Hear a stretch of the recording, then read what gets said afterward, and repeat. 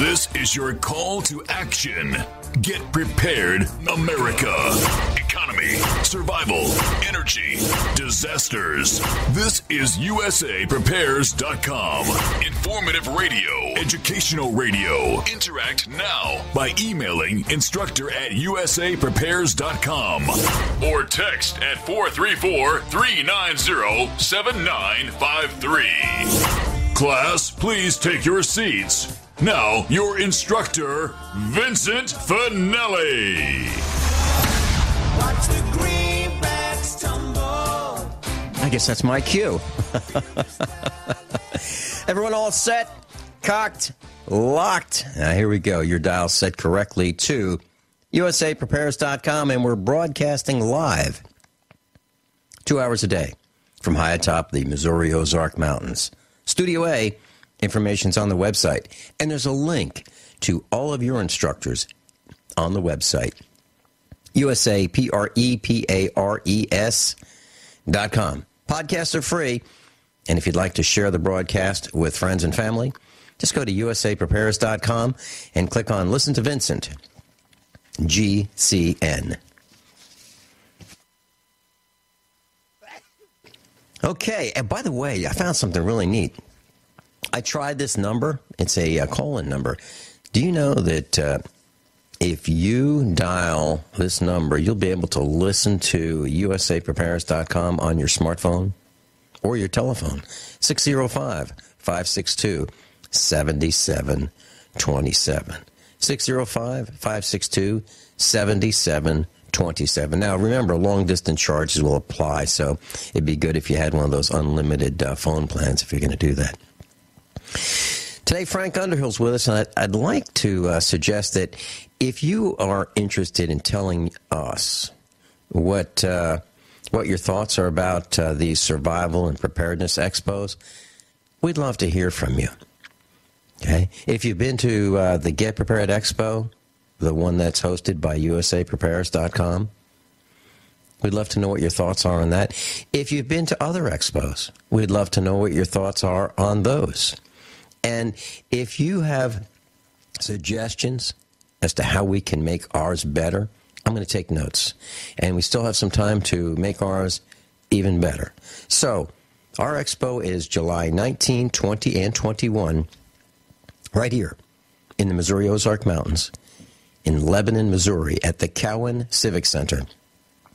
Hope to be updating the website a little bit later today after the broadcast. So if you'd like to call in and tell us your thoughts about expos and survival expos and training, let me give you the number, 866-582-9933, 866-582-9933, and that's our direct line right into our studio at Genesis Communications Network. Frank Underhill's with us. Welcome, Frank. Good morning, Vincent. Glad to be here with you this morning.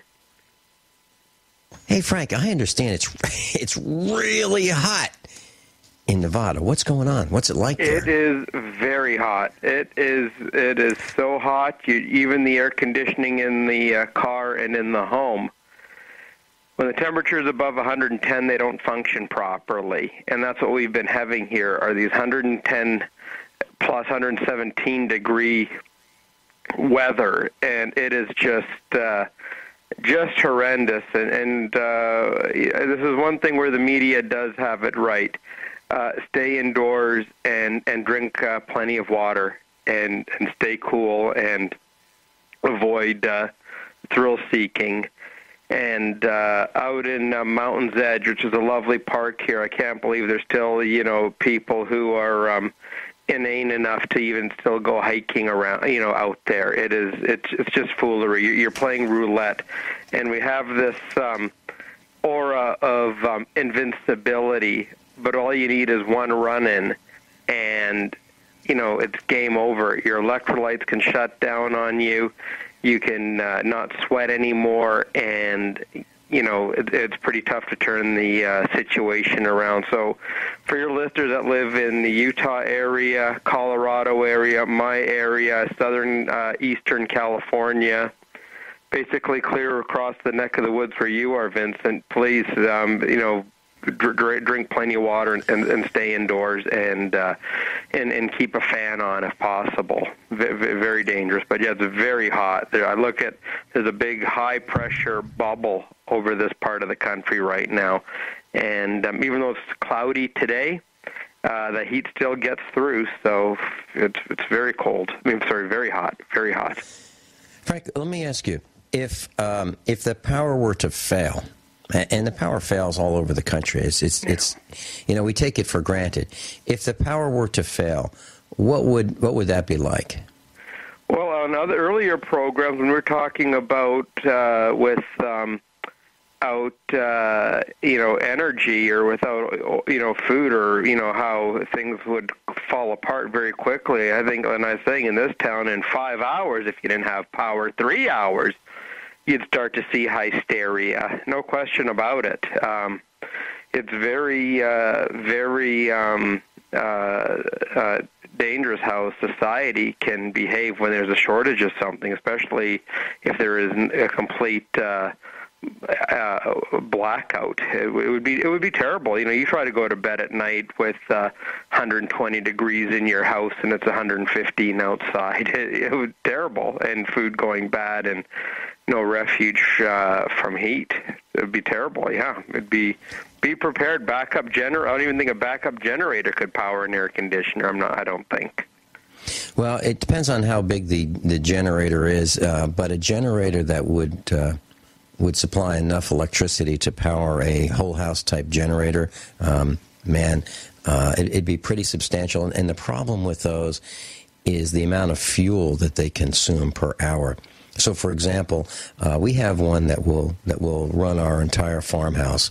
It's a 25 kVA, but it's powered by a 40 horsepower tractor, and you can easily burn at those loads easily a gallon of fuel per hour, a gallon of diesel per hour. So, if you're going to try to run that thing 24 hours a day, that's 24 gallons of diesel fuel a day.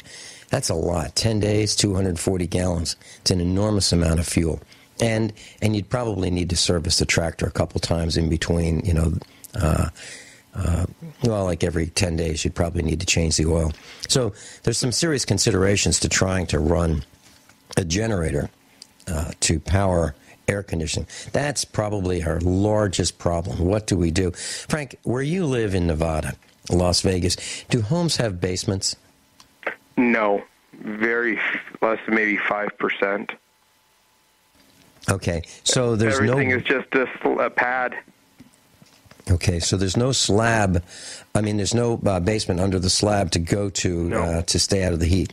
Okay, Nothing. So Frank, what would your family do if, let's say, the power were out for an hour, and then, now obviously you would not be able to go to your office and perform your functions, right? Because isn't your equipment, your telephone system, and all that dependent on the utility power? The grid, yes. Okay, yes, it is. Okay. So we've got your office that's dependent on the grid and lighting and so forth. Then air conditioning. So within an hour, the temperatures would start to climb within all the buildings if the power went down. Then what would happen after the first hour? Would you be in contact with your family and children and say, okay, this is not good? The schools, would you be picking up your children to take them home, or would you try to ride it out for another hour? Let's assume this is during the day. Well, the first hour would be temporary. The second hour, I'd probably have them picked up or pick them up and be together. Yeah. Okay. All right. Then hour number 3. Let's say the power's still out. You're on the third hour. Between the second, right after hour number 2, you're entering hour number 3. What would the temperatures be like if it were yesterday, sometime during the middle of the day? Well, it was like 110 yesterday, and that was a scorcher. And I just want to remind Vincent and your listeners, I keep plenty of bottled water in the house. I keep like maybe 10 of those plastic water bottles in the house at any time. Mm-hmm. And I think right after the first hour, we'd probably be on water rationing, basically. Wow.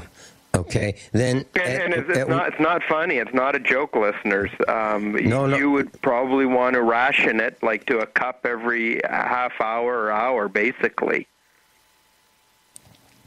You're absolutely right, Frank. And then I'm trying to determine at what point would you say, okay, we've got to get out of town. This is not working. At what point would it be hour number 3, hour number 4, hour number 5? At some point, at 110-degree temperatures, it would be hotter than that inside because of the roof absorbing the heat from the sun. At what point do you think you'd be leaving town, Frank? Well, you have to think, Vincent, I probably wouldn't be at any point leaving town because everybody else would probably be doing the same thing. And if your car, for heavens forbid, has a malfunction, you're trapped. You're absolutely right. And worse, in exposed heat. Frank, I saw something over the weekend that I hadn't really seen before. And I experienced something that I haven't experienced before. You know, we get flat tires every once in a while, and it's a nuisance. It absolutely is a nuisance. But we have had more tire failures on this farm than I have ever seen in my entire life. And what I'm talking about is we have some tires on one of our vehicles that the steel belts have failed.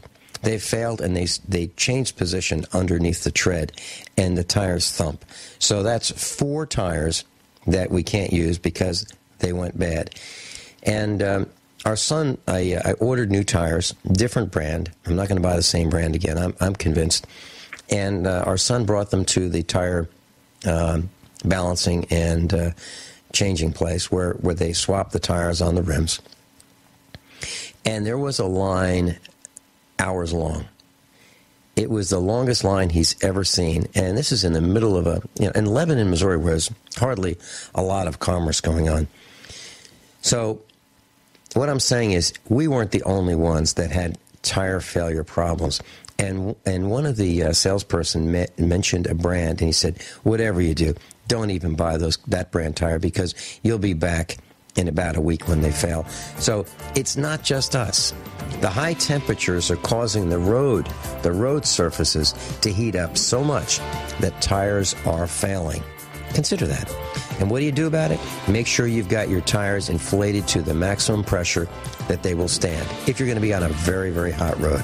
Frank Underhill, Vin Finelli, USAPrepares.com. We'll be right back.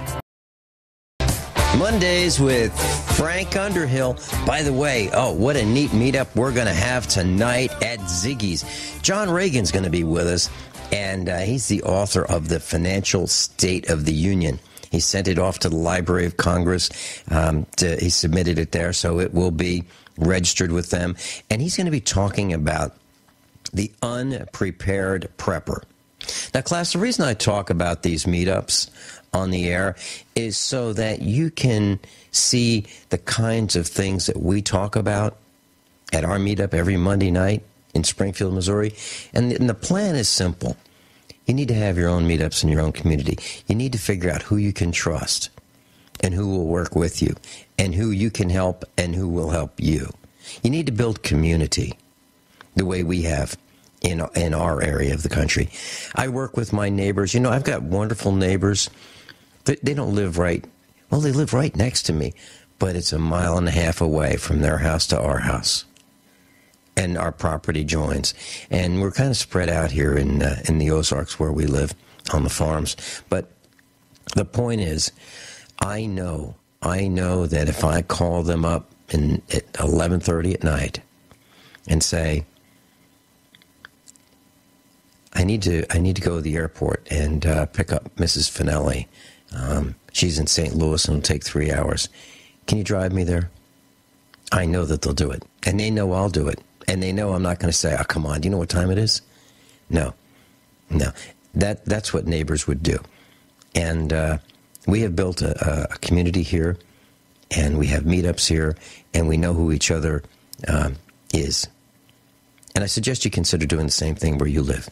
So build sense of community and have meetups and find a restaurant, an independent restaurant. Forget the large chains. They're not going to work with you. You need to find the owner who appreciates your business. Pick a day of the week that he's not really busy or she's not really busy, and have your meetup then. And what we do is we set up our projector screen, and it hangs from the ceiling right there in Ziggy's. So when we want to show a video, we pull down the screen. If not, it retracts up to the ceiling. So you can do things like that. And you might find it works as well for you as it does for us. So John Reagan's tonight, the unprepared prepper. Here's why we're doing that. You know, when we eat food that comes from a can or food, it's already salted. There's plenty of salt in it. So we don't need to salt our food. But without salt, you'll die. Without salt, you will die. So one of the things that survivalists need to have is salt. Remember the TV series Jericho? One town had salt, the other town didn't, and they were going to war over it? Now think about that. War over salt. Why? It's a necessity of life. If you have animals, they need salt. If you have cows, they need salt, and a lot of it. So we keep about 500 pounds of salt on the farm for just the cows at any point in time, and that's nowhere near enough. We need to keep a ton. Literally, 2,000 pounds. So just a thought. So tonight we're having a meet up, the Unprepared Prepper. We're going to talk about what you need that you might not have thought of. And Alan's going to be with us. Alan was on Doomsday Preppers. He's the aquaponics expert. He and Franco were talking about aquaponics. They live out near Springfield, Missouri. Well, tonight he's going to be talking about two-way radios. And we found some really neat radios. I'll tell you a little bit more about them a little later on in the broadcast. Frank Underhill's with us, and I wanted to mention this thing about tire pressure. Frank, here's what happens. If the tire, let's say your tires, the maximum capacity is 44 pounds per square inch. Your tire would say on the outside 44 psi.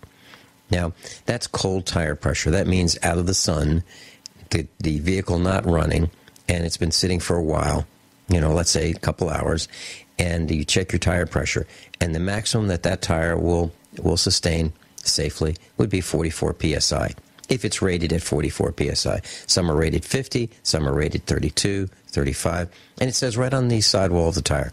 Well, if you have less than the maximum tire pressure in your tire will have a flat spot on the bottom as it rotates, and that will cause internal friction in the sidewall and in the tread of the tire, which heats up the tire, which can cause it to fail. So the idea is to minimize that rolling resistance, that internal friction, by increasing the tire pressure on these really, really hot days to the maximum that your tire will handle. And it says right on there. So what I do is I take my tires to 50 pounds if they're rated at 50, or I take them to 80 pounds if they're rated for 80. And that would be a really heavy-duty truck tire, by the way, or 32 or 35, whatever, on these really hot days. And also, it will increase the miles per gallon of your vehicle. Frank Underhill and I are going to talk about gold when we come back. Gold. What is happening with gold? Some people are really concerned. Class, Frank Underhill's with us, and at the top of the hour, I mentioned that if you wanted to share with us your thoughts about preparedness and survival type expos, and if you've got some experience, things that you'd like us to consider for our next Get Prepared Expo, which is just in a couple of weeks, July 19, 20, and 21, right here in Lebanon, Missouri, at the Cowan Civic Center. We charge $18 for a full 3-day pass. $18 for a full 3-day pass, and you'll be able to buy the tickets online probably middle of the week this week, and also it's $10 a day at the door. We've got about 50 hours of seminars. I actually counted them, 52 hours of seminars and workshops that we're offering at this Get Prepared Expo. I cut it way down. The last one was 83. I decided that we want to have more intensive learning. And with us, Joel is called in, and let's see. Joel, you're on the air with Frank Underhill and me, Vincent Finelli. Good morning. It's great to be with you guys. I'm really enjoying the topic this morning. Hey, good morning. It's actually right in line with what I'm going to be doing with the expanded MacGyver 101 workshop. In the second phase of it, MacGyver 102, is the seminar simply called "But What If?" And what we're going to be talking about will be, now that we've taught you how to fly by the seat of your pants in MacGyver 101, and we've given you the basic skills that you need, start thinking about the fact that you really have to have more than one contingency built for in that situation. Because if you're just focusing on storing up food at home, but you don't have portability, then you're trapped. If you're just looking at having bottled water with you, but you don't know how to purify water, or you don't know how to make use of dirty water that you find on down the road if you have to move, then you're shortcutting the process and really limiting your options. And so I'm going to be doing I'm really excited, Benny, about this coming expo because I'm not the only one that's expanding out their topics to put a whole lot more meat in the stew.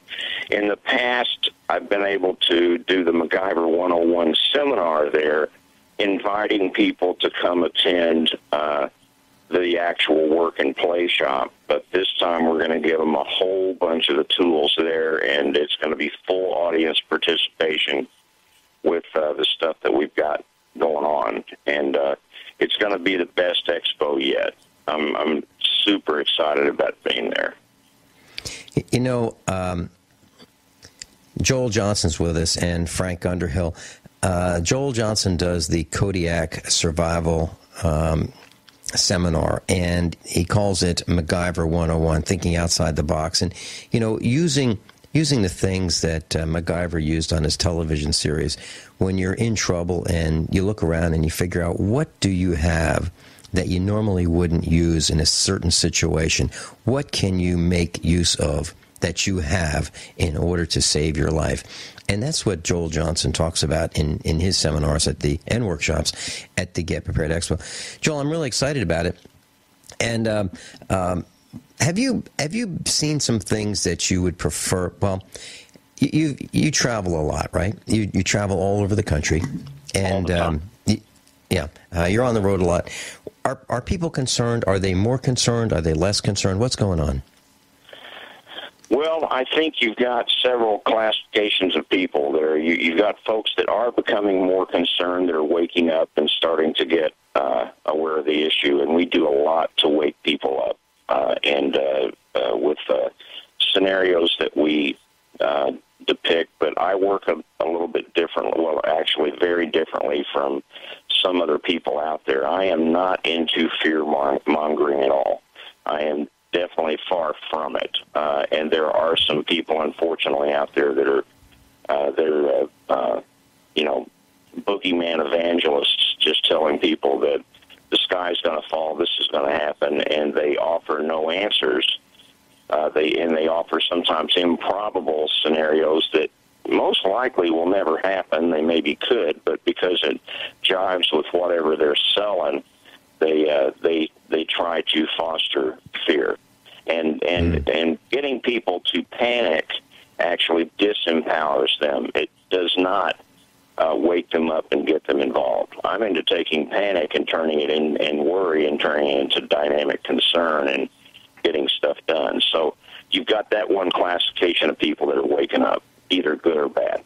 You've got some folks that just remain oblivious. They do not want to be confused with the facts.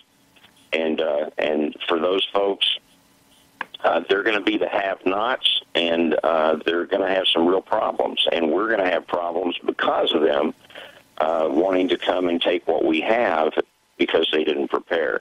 You've got a lot of people. Well, let me talk about one other fringe group. Then you got the kind of the very extremist types of folks that everyone has looked at as being wackadoo in the past, et cetera, and a little bit paranoid. Well, just because you're paranoid doesn't mean somebody isn't really out to get you.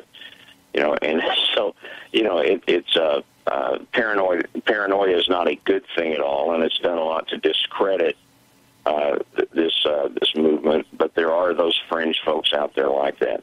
And then you've got a bunch of folks, Benny, and this is the numbers that I'm really excited about. The population of people that are getting prepared, being very sane about it, planning, using strategic newfound skills, etc., products, supplies, services, everything that they've got going to start working to build their family up into a prepared team, and that is moving like crazy.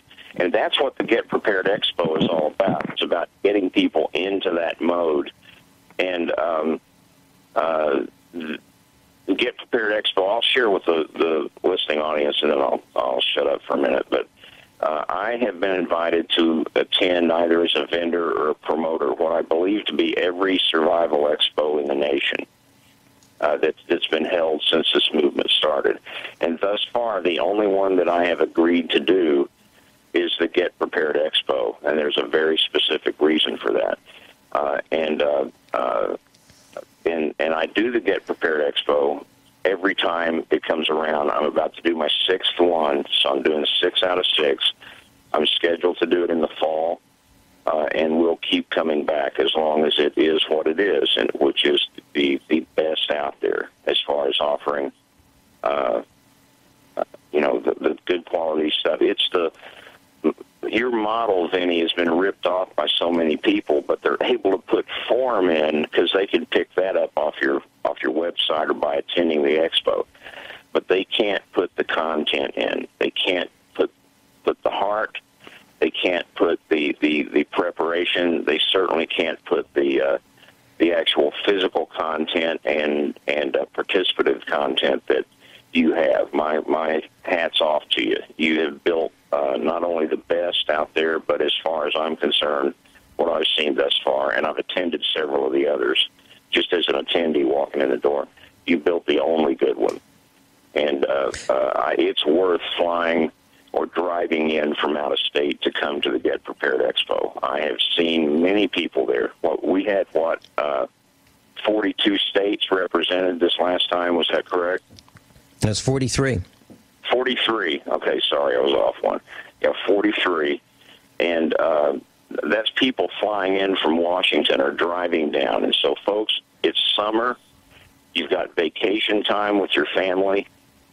You've got some time off. You've got flexibility. I'm promising you, you'll never. It's more fun than Disney World, and it absolutely, believe me, I've been there a bunch of times when I lived in Florida. It's a whole lot cheaper, and you're going to get so much good stuff, and there's something there for everybody. Your kids will be fascinated for 3 days, or 2.5 days. You're going to be entertained. I just ask you to bring note-taking material. Look at the schedule as soon as you get there, if not before. Plan on divide and conquer, because of the 60. How many do we have again this time, Vinny? I know we're doing. It's actually 52 hours of seminars at the minimum. That's what we've got scheduled, and that's because I dropped it down from the 83 that we had. And I'm honored to make the cut, by the way. Thanks for. Well, I'll tell you what, we actually did have a cut. I haven't mentioned this on the air, but anyone who was in the business of promoting fear is gone. Anybody who was in the business of promoting fear. I'll tell you, I don't know how to say this. I'll try to say it somewhat delicately. But there are a lot of expos that are propping up, and one of the things that's happening is the new expos are taking advantage of the hard work of some of the previous or existing expos. And let me tell you what I mean by that. They're using names of companies that have worked hard to develop their reputation. For example, and I'm going to name one of them right now. There's an expo that just happened last weekend.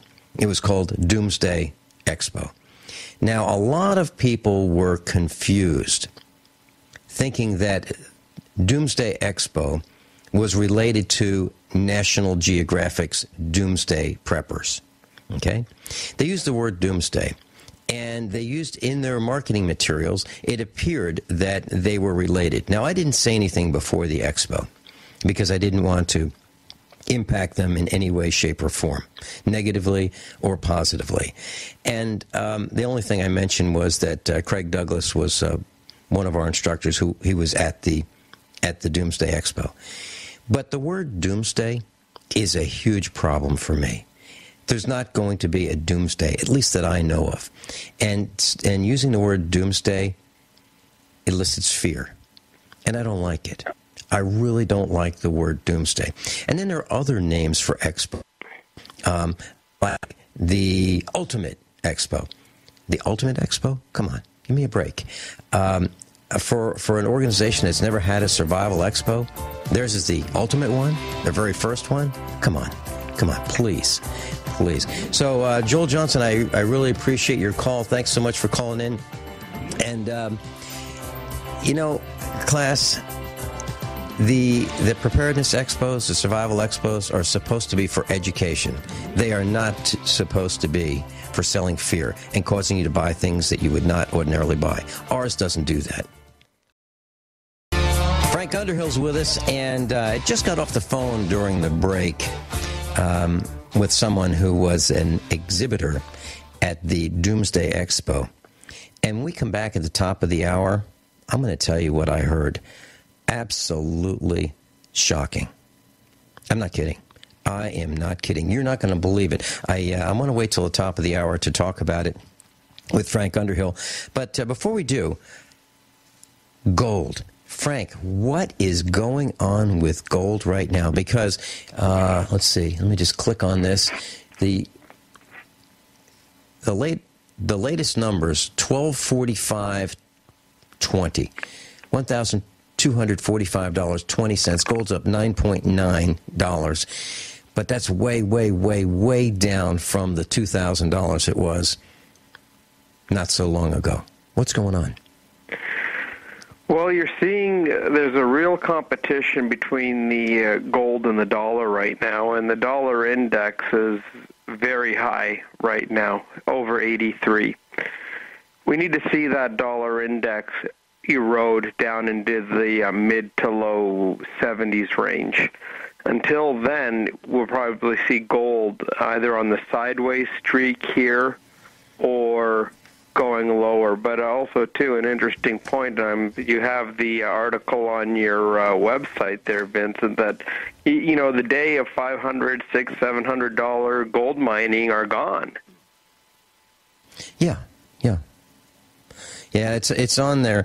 And what the article says is gold now, refined gold now, is selling for below the cost of producing the gold. That's an absolute economic impossibility unless there is massive manipulation in the market. You can't have something selling for less than the cost of production, something as valuable as gold, something that is used in almost all electronics. I'm talking about watches. I'm talking about computers. I'm talking about cell phones. I'm talking about so much that we use in our technology-driven society today. Gold is everywhere in it, okay? And so is silver. And if that's the case, how is it possible? How is it possible that gold would be driven down, down, down to the $1,200? Below the cost of production. So I believe it is absolutely, positively manipulated. Frank, do you disagree or do you agree? Well, it is manipulated, but also people have to remember that this gold market or commodity or oil market, whatever, is much bigger than somebody's 1,000 shares of Barrick or whatnot. And what you're looking at is there are people buying at these low levels. And there are bottom hunters out here, and also a lot of the downward pressure, what I would think would be margin selling, algorithmic trading, black box, if you will. And what's happening is that the gold, people are selling and selling and selling, and what somebody owning it, afraid of selling, they're afraid to sell into capitulation, because for the last couple of days, gold Friday and today, gold has rebounded well over $1,300, $1,200 an ounce right now.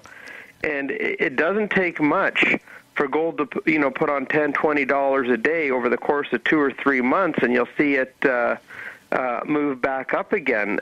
I don't know how much more downside there is on it, but there has to be a time when natural fundamentals kick in where it provides a buoyancy, if you will, for the metal. And regardless what the price is, gold is desirable. That's why it's a precious metal. It is always desirable. It was desirable at $300 an ounce, desirable at $400, $500, $600, so forth. Today, it's still a desirable metal, and that luster has yet diminished. Frank, gold is so desirable that even inexpensive watches are gold-toned to make them look like they're more expensive than they are. Kudos. Gold is absolutely desirable. I'm Vincent Finelli. Frank Underhill's with us. When we come back, I'm going to share with you what I just learned during the previous commercial break about Doomsday Expo. And this is something you ought to consider before you use your hard-earned money to go learn about survival and preparedness tactics and strategies. I'm Vincent Finelli, USAPrepares.com, Frank Underhill, CEO, UnderhillSecurities.com. We'll be right back. Bet, cocked, locked. This is hour number 2 of USAPrepares.com. Meet up tonight, John Reagan, the unprepared prepper, Ziggy's, and I've got the LEDs that you've ordered. Remember, class, I bought a lot of LEDs. A lot, about half a mile of LED strips, and I'm going to have a whole bunch at the Get Prepared Expo. So if you're interested in emergency lighting, survival lighting that runs on a 12-volt car battery, we're going to have a bunch of it at the Get Prepared Expo at prices you will not believe. You won't believe them. So Frank Underhill's with us, and we've been talking about gold, and we've been talking about the economy, and hour number 1, we got a call about expos. And during the break, the last break of hour number 1, I got a call from a person who has traveled around the country exhibiting at preparedness shows, survival shows, gun shows, trade shows. He makes his living. He makes his living traveling around the country, and he's done this for years and years and years. He's been to all of our Get Prepared Expos, too. And he told me what happened at the last preparedness show, which was called the Doomsday Expo. And there was a lot of confusion about the Doomsday Expo. And the reason there was confusion is the name of the expo was the name of a television show, Doomsday Preppers. And Frank, here's what happened. The person who named his expo named it the same as, I'll use the word doomsday as in Doomsday Preppers. So there's a lot of confusion. People were thinking, oh, this is National Geographic. And then it was touted that National Geographic would be at the Doomsday Expo. So people are thinking National Geographic's putting on their own expo. So that ought to be a pretty big expo, right? National Geographic doing it. Well, it was promoted as such. And the call that I got just about 15 minutes ago was that it was one of the worst shows ever done. Now, that's a quote. One of the worst shows ever done. And this person said that the attendance there was, at best, one quarter at their biggest day, which was Saturday, 1/4 of what we see at the Get Prepared Expo. USA Prepares Get Prepared Expo. Here's what I heard. Everyone lost money at the event. Everyone. Every exhibitor lost money. Everyone. Even the promoter lost money. And to try to resurrect the show, they brought in radio and television. They did live broadcasting. They had thousands of handouts. They brought them around town. Nothing worked.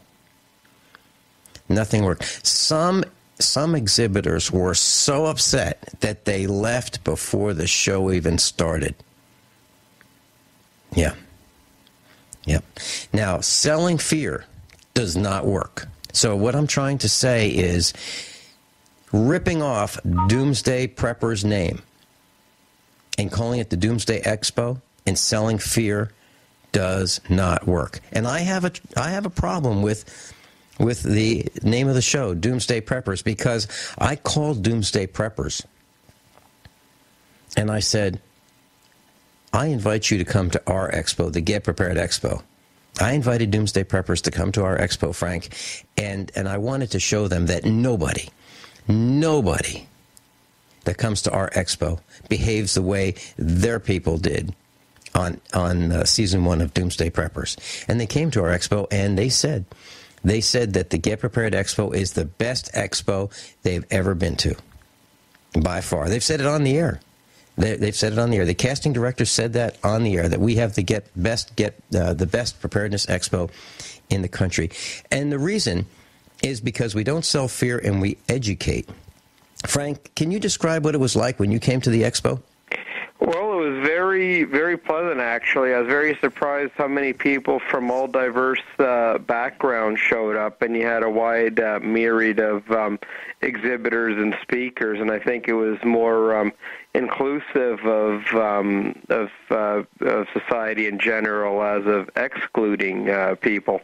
Actually, just when you were talking, to check my email this morning, and one just 2 minutes ago showed up, I got like 3 different expo invites right now. This one is, I don't want to give the name on. If you want to talk to me after the program, I'll tell you. But they I think they mock what being prepared is all about. It's a mockery. Mm-hmm. Yeah. Here's what happened. Those are very serious people at your exhibit.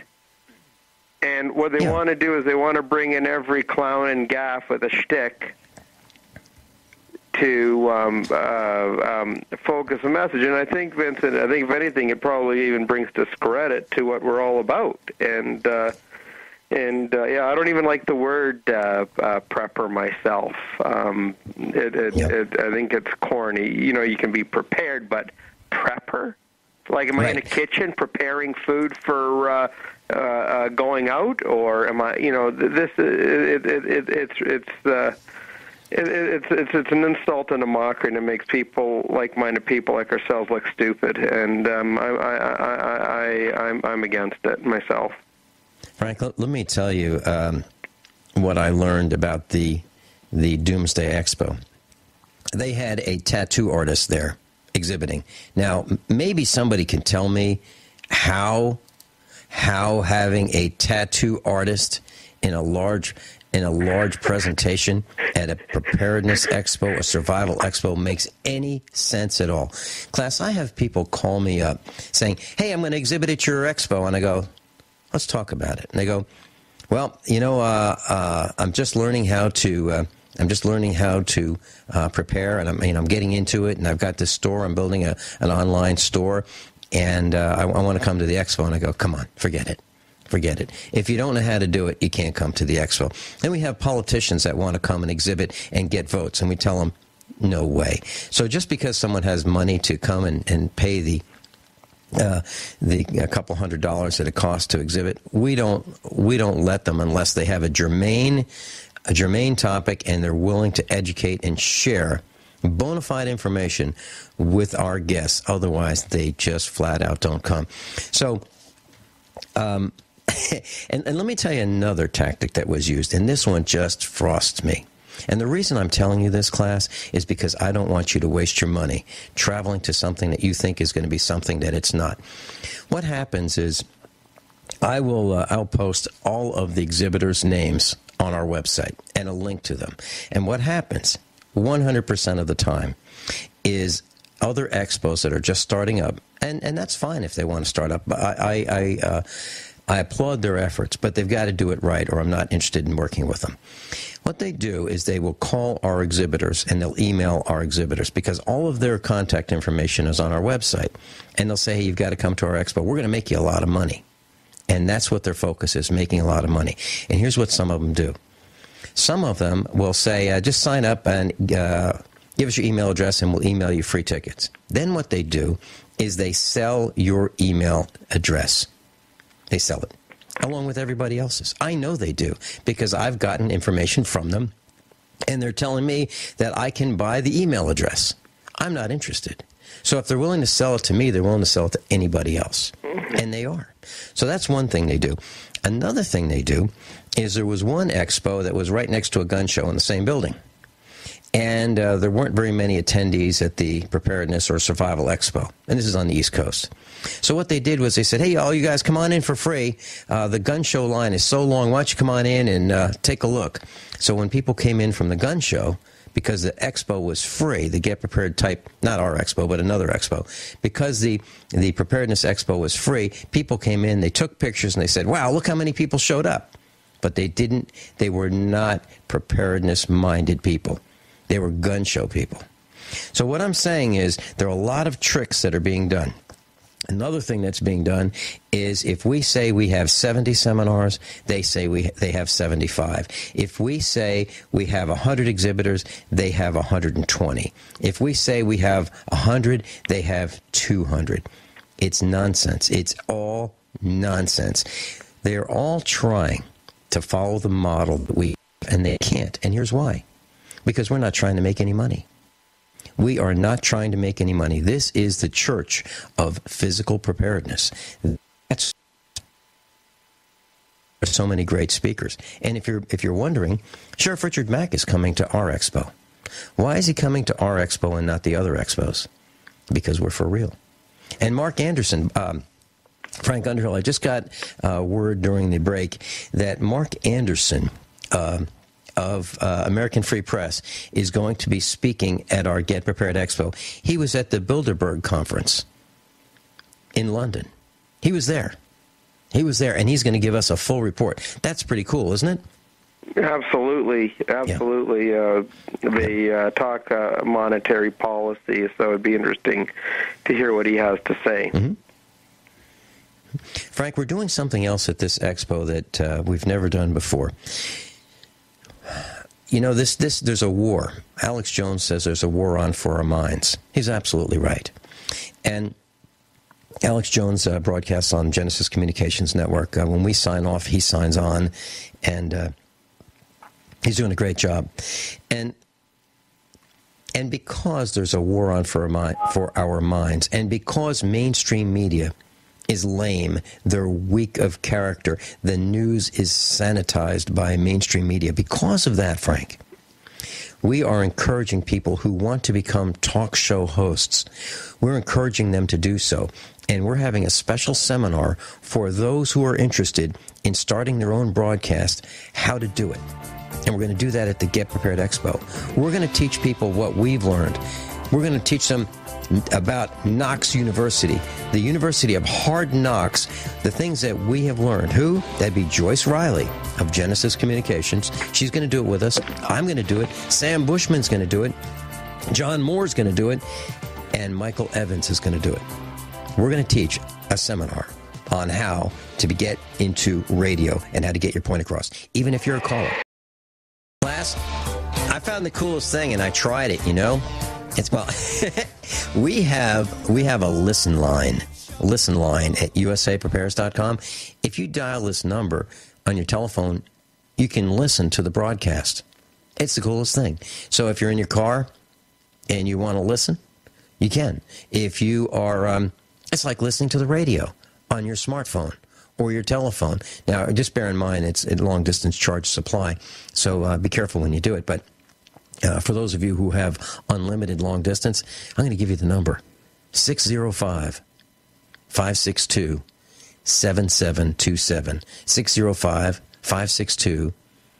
605-562-7727. I'll give it to you one more time. 605-562-7727. That's the listen line for usaprepares.com on GCN. And today, hey, Frank, today is our very first day broadcasting via satellite one of Europe's largest fleets of satellites, reaching 120 million homes. Europe Russia, North Africa, and the Middle East. It's EUTELSAT's Hotbird 13A. EUTELSAT's Hotbird 13A. I'm delighted to be broadcasting on domestic satellites right here in the United States, Canada, Mexico, Central America, and the islands, as well as Europe, Russia, the Middle East, and North Africa. Isn't that cool, Frank? That it is. It increases the audience, and therefore more like-minded people will be listening in, and especially in Europe. I have European clients that are very attuned to what goes on here. And also, if it happens, it usually happens first in Europe, so maybe this will help also give a heads up. People, when I say that, people remember when the UK was, say, the first country to put surveillance cameras on every street corner. Now, in the United States, they're everywhere. Europe was the first to do all this body scanning, and now it's all over here. So whatever happens there catches up here. So good going, Vincent. Hey, Frank, one of the things that I was thinking about doing is when I wash the vehicles, and we don't do it too often, but I'm thinking about not washing my license plates because, Frank, now, and we put a post on the website, they are now deploying scanners in the United States, and these look like, triangular-shaped light bars on the top of police vehicles. Yeah, I've already seen them here. Yeah, they can read license plates. Frank, here's what they're doing. These guys are riding around looking to fatten the coffers of the counties and the municipalities in which they are paid. What they're doing is they're riding around, and all of a sudden up on the screen comes, hey, here's a tag that is overdue for renewal, okay? Or here's a problem, you can go arrest this guy. These guys are just riding around, and the computers and these scanners and these license plate readers are doing the work for these guys. Electronic surveillance well, I'm sure it'll go to even a higher degree than it is right now. Well, Vincent, if you check into any hotel in Las Vegas, that information goes to the police department to see who's in town here. Wow. You know what? When I checked into the sheriff's... And I'm not making that up. Anyone can go to a website and look for it. Hotel check-in, information goes to the police. If it happens here, probably happens in every state. But that's another thing that and they run it against their warrant space. Wow. So, Frank, can you? I went to the Ameristar Hotel in St. Charles, Missouri, for the Constitutional Sheriffs and Peace Officers Conference several weeks ago, and I had to produce a photo ID. Right. I didn't like doing it. And they put down the driver's license in the computer. Yeah. So had I been a bad guy, would the cops have been there in 5 minutes? Oh, 2 minutes. Yeah. I guess they're claiming they're protecting and serving. I'm Vin Finelli, Frank Underhill, UndernhillSecurities.com. We'll be right back. I was talking with Shayne, our producer, during the break, and I mentioned to him he's relatively new here with us at USAPrepares.com, and I mentioned that whenever we decide to give out telephone numbers of Congress critters and types like that, and cell phone numbers, and we advise you to give them a call right now and tell them they're fired, that we have problems with communication between Missouri and Minnesota. Well, we were talking about what happens in Europe, and Frank and I were talking about these license plate scanners and readers and detectors and what's happening with the police. And Shayne said, "Hey, we're having some dropouts, and can you reconnect because we're having some problems with with packets being lost between us and here in Missouri and GCN in Minnesota. So he and I were talking about that, and it doesn't just happen to us.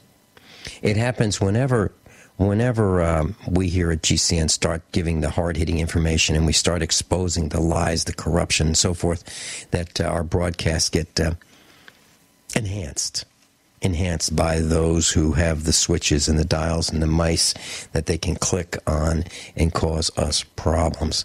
So, they keep saying to me, hey, Vinny, if you're getting flack, you must be over the target. So there you have it. That kind of stuff happens. So I want to thank Shayne for keeping a watchful eye on the packets. And class, as we broadcast, I've got 4 monitors in the studio, and I've told you that.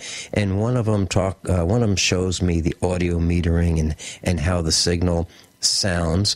Another one shows me the packet loss and jitter and frame loss and so forth. And then we have statistics, and then we have the call screen where it shows all the call lines and who's calling and how long they've been waiting and so forth.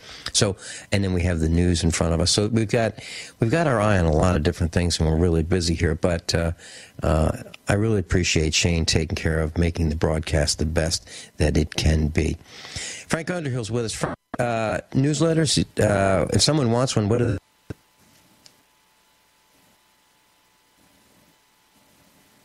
Hello? And it looks like Go ahead, Frank. Oh, he's back. Yeah, I'm here. We I'm lost here. him for a second there. Okay, Frank, glad you're here. If someone wants, what should they do? Call my office at 702-987-5449 or simply email me at frank@underhillsecurities.com. Okay, class, I'm going to give you that number, 702-987-5449, 702-987-5449. Frank, you help people in the resource sector, don't you? I do, and I give advice on gold, and I follow it very closely, and I also speak to people up north there who follow it as well and get their take on what's going on. And I think right now, gold looks like it's probably stabilizing here somewhat. You're looking at it taking sharp moves down here. But again, I tell all your listeners, keep your eye on what the dollar does. When Bernanke said last week or 2 weeks ago that he was tapering off buying treasuries or bonds, I thought that would have been good news for gold, but I was wrong. And but I guess now that news is ferreting out, and gold looks like it'd like to make a slight recovery here. Frank, I absolutely am stunned at the smackdown of gold. I am absolutely stunned because, to me, anyone with sense would be saying, you know what, I want to get out of these Federal Reserve notes.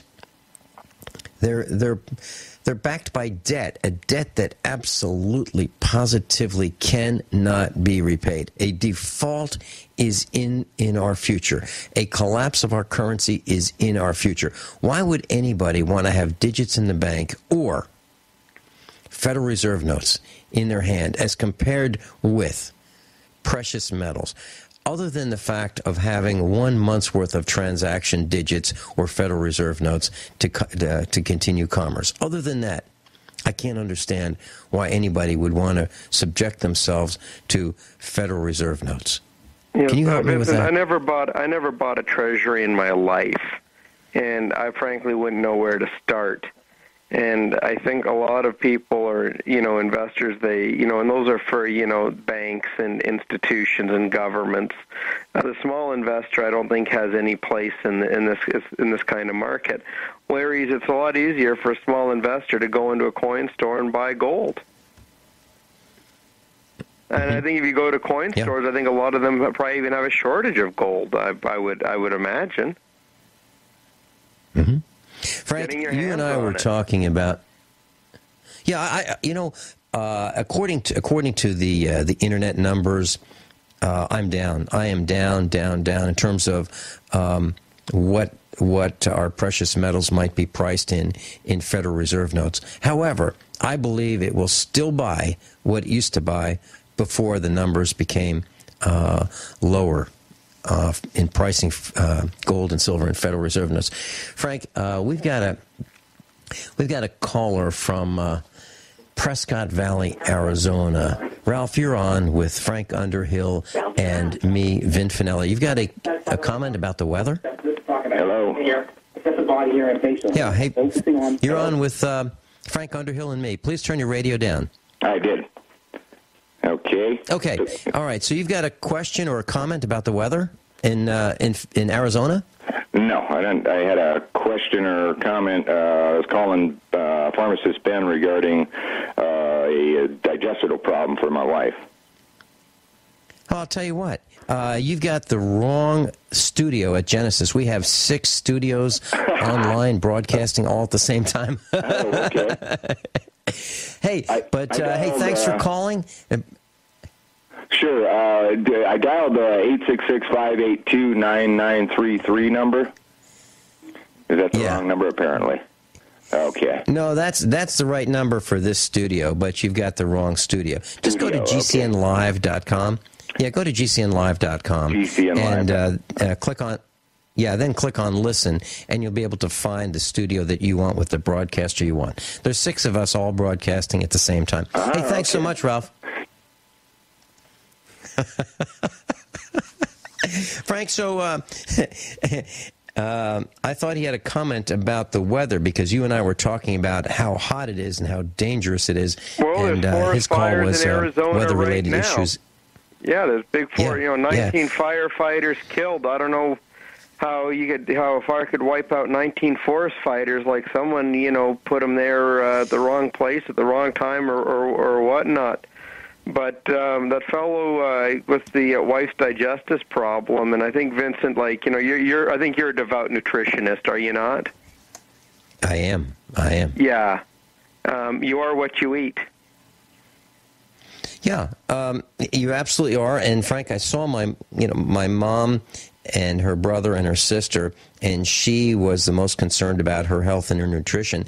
Her brother and sister, younger than she, passed on way before their time, and my mom's still going strong at 90 years old. So I have seen with my own eyes the benefits of eating properly, eating nutritious foods, eating raw foods, healthy foods, food from your own garden, and not doing bad things like smoking and drinking to excess. I've seen the reasons why doing the right thing can help you. And, imagine when a person is at his or her weakest point in their lives, meaning at their oldest, when they are sick and unhealthy.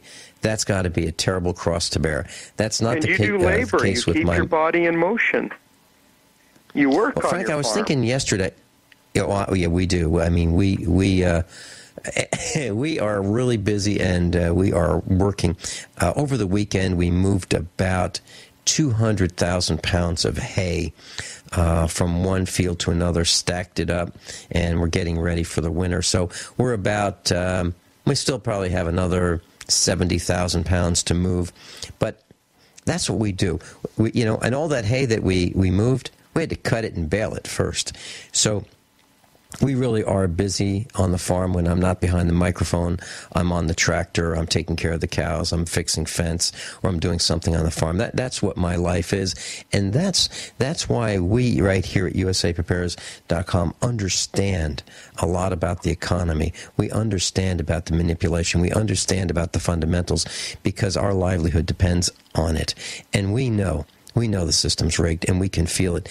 And Frank, I've got to buy oil. And I just despise buying oil because when I buy oil, I have to buy thousands of gallons at a time. I'm talking about diesel fuel to run the farm. And a few cents here or there makes a big difference. I used to be able to go to a website and look up the cyclic trends in oil prices. And, August was usually the lowest point of the year, and I could buy my oil and save, a lot of money by maybe $1,000 just by, I could save by just timing the purchase correctly. It's hard to do now because it almost seems that the season is irrelevant. And here's what I mean by that, class. And Frank, I'd like you to talk about oil prices and what's happening right now. But Frank, in the northeast of the United States, most homes heat with oil. Fuel oil, is the same thing as diesel. Fuel oil number 2 is dyed red for non-taxed use, meaning farm use, or dyed green with green dye for taxable on-the-road use. So tractor trailers would buy green diesel fuel. I would buy green diesel fuel for our pickup trucks, our diesel pickup trucks, and it would be undyed if it were for home heating or dyed red for farm tractors. Okay? The difference is the tax. All right. That being the case, most homes in the Northeast use about 500 or more gallons of fuel oil to heat their homes. Now, in the hottest part of the summer, nobody wants diesel except the truckers and the farmers, so the use is low. That's when it's at the lowest price, but it doesn't always work. When we come back, I'd like Frank to tell us about fuel prices, oil prices, what is going on. I'm Vin Finelli, USAPrepares.com, Frank Underhill. I can't believe it. I really can't believe it. These guys just don't quit. Now, the TSA is adding dogs at the Denver airport. They want to make sure that not only do they put their hands down your pants, not only do they see through your clothes, now they want their dogs to sniff you. These guys are out of control. We need to fire the TSA. I'm not kidding. I don't think they prevented a single terrorist attack. I don't believe it. I don't believe it. If you want to see the article, it's on the website, usaprepares.com. Boy, it makes me furious. Frank Underhill's with us, and Mike from Tennessee. Mike, you know what line you're on. That's great. You've got a question about gold? Yes, and first let me say I do not have bursitis or anything requiring immediate medical attention, so we're good to go. I wanted to say something about your expo that I saw that was a really big hit, and this vendor actually sold out, I understand. And that was a guy selling grams of gold.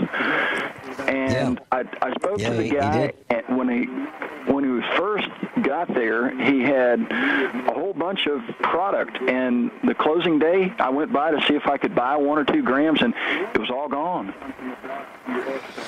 Mike, yeah.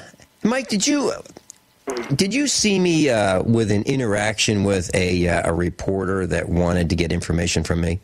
I did, and I was I don't know the proper words, but you did what I would have done, and you handled that with grace and finesse and a subtlety that this young man was not prepared for. You basically had a guy asking you a bunch of personal questions about your operation and your own personal business that was nothing that he should have been asking about. And you turned the tables on the guy. You started asking him, well, do you have a driver's license? How do I know who you are? And you started asking him a bunch of personal questions. Just, you didn't miss a beat. And the guy's struggling, looking for his license, and he's starting to look nervous. And I'm standing about 3 feet away observing this, and it was so poetic and just, classic. And I really appreciated your holding him accountable to show who he was so he could see, and I don't think he caught it right on, but it was to show him, now how do you feel when the shoe's on the other foot? You're being questioned about what your motivations are and who you are and what your intentions are. Because he asked you about prepping and what do you do and what resources do you have, and it's like, there's certain things you don't ask because it's none of your business. Well, Mike, he asked me how much food I have and do I have 2 years' worth of food and so forth. Do I have gold? And I said, how much money do you have in the bank? Do you have any diseases that I need to know about? I'm really concerned about you. Let me see your driver's license. And he's fumbling to pull out his driver's license. And he pulls it out, and I grab it from him. I put it down on the table. I took 2 photographs of it with my phone. And the guy, his knees were knocking. But, yeah, I did turn the tables on him. And I let him know in no uncertain terms that what he was doing was absolutely out of control, unacceptable, and I was not going to tolerate it. But yeah, and I don't think he's coming back. But Mike, you've got a question about gold, or was that it? That's why you guys, you have so much information. And I originally called because I wanted to talk about the fact that there was a fellow there selling gold, and he sold out. And you were talking earlier about expos that people weren't making any kind of a return on their investment in the expo. And this is one guy, and of course, buying gold, a lot of people would say, well, that's a luxury. That is something that is, something you do after you pay the bills. But people bought this guy out. And I sell hay. I grow hay, and that's kind of one of my things I do. I kind of, like you, have a lot of different interests. But I advertise that I will sell hay for Federal Reserve notes or silver coin. And I recently had a guy call me wanting to buy hay, but he didn't want to trade in Federal Reserve notes. He had gold coins. And so I had to do the calculations, but it looks like I'm going to sell a guy in southeast Missouri a load of hay for maybe 1 coin or 2. We'll see. There you go.